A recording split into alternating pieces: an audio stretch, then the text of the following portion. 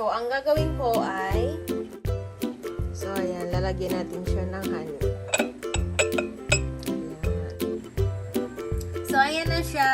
Nailagay ko ng lahat. So, ito ay 2 lemon and konting ginger.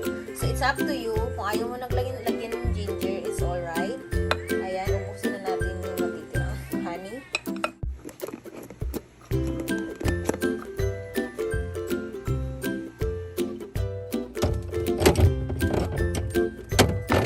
Ilagay sa ref. So, ayan na siya.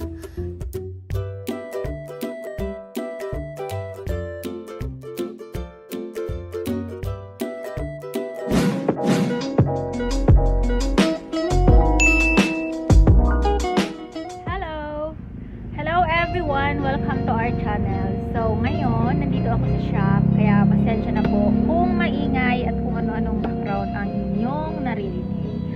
So, anyway, today is Sunday, and happy Sunday everyone. So, supposed to be mag-day off ako. Kasi ngayon pa ako masakit dahil natapilok ako one time, pero okay na siya. Nakatulong yung tuba leads na dinikit ko sa aking paa, and then nakatulong yung Misinamic na ininom ko. So far, I'm okay.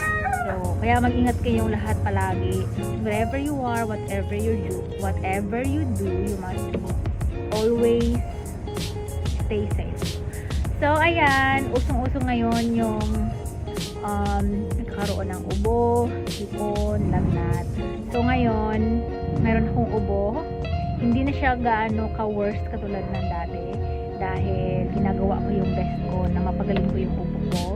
And yung ngayong ginagawa ko ay yung ginawa ko last time na na-vlog ko about doon sa lemon na ginawa ko. Lemon ginger with honey. So dati kasi every time na iinom ako, lagi ako nag-slice ng lemon. Tapos kuha ako ng honey sa ref, magpapainit ng tubig.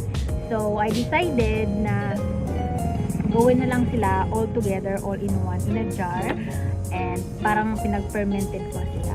So, the more na matagal silang nagstay sa jar, mas masarap. And yun, nag-absorb yung honey.